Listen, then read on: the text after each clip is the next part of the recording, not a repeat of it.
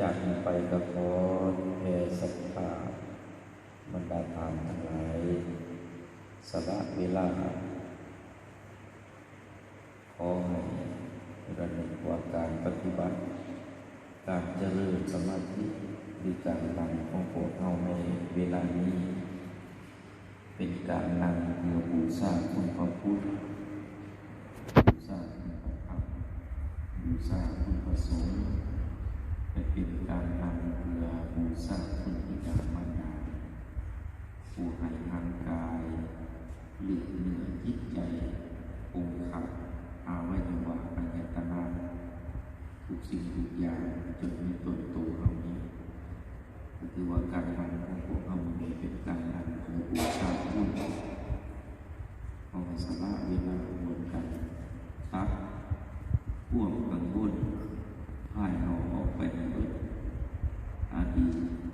บ่อยกำหนดอนาคตบ่อยคำนึงคือตั้งมันอยู่กับปัจจุบันที่ลมหายใจผ่านเข้าผ่านออกอดีตเป็นสิ่งที่รวมมาแล้วเหตุผิดกับผิดไปแล้วเหตุดีกับดีไปแล้วเคยโศกกับผ่านไปแล้วเคยสวยกับผ่านไปแล้วเคยสูญเสียมองให้ทำให้มันกับผ่านไปแล้วเอาคืนมาวันนี้ระลึกถึงมันกับเหตุในจิตใจของเราฟุ้งซ่านเศร้าหมองอาลัยอาวรณ์อนาคตเป็นสิ่งที่ยังว่างตั้งหมอดอาจสิดีหรืออาจสิบ่ดีอาจสิก้าวหน้าหรือถอยหลังผิดหวังหรือสมหวังมันก็เป็นเรื่องของอนาคตที่บ่แน่นอนฉะนั้นการระลึกถึงอนาคตการเฮ็ดให้จิตใจฟุ้งซ่านและกระเศร้าหมองก็ควรระลึกถึงแต่ปัจจุบันเท่านั้นปัจจุบันขณะนี้พวกเราได้ร่วมกันสู่มนต์เรียบร้อยและกำลังสมาธิขอแผ่ศรัทธาผู้ปฏิบัติทุกองค์ทุกทางเหยียบสักลำในซื้อ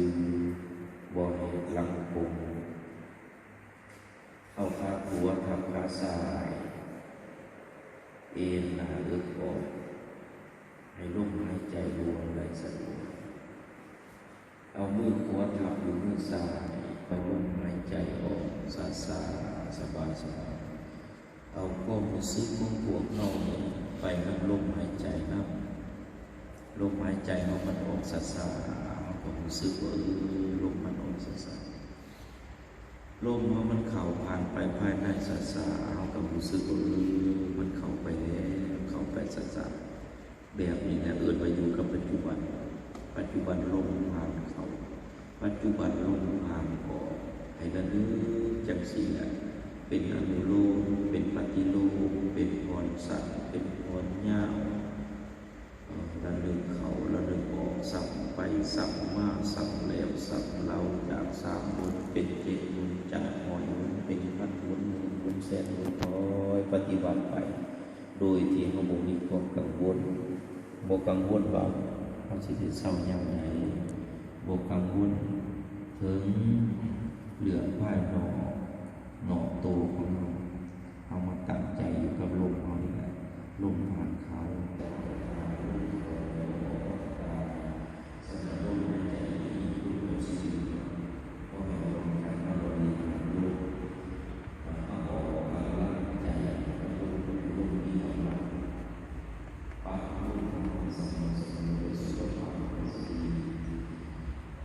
จิตใจมันก็สิเปลี่ยน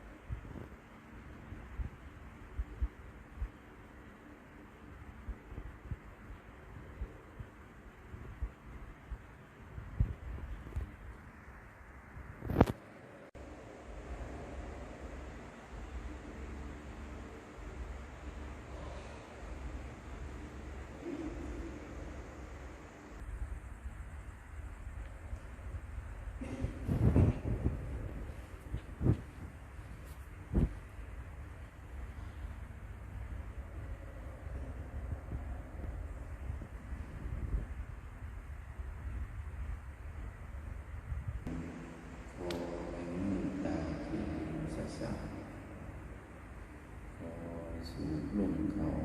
ซาซาคอยปล่อยลงออกซาซาแต่มือตาดีๆซาซา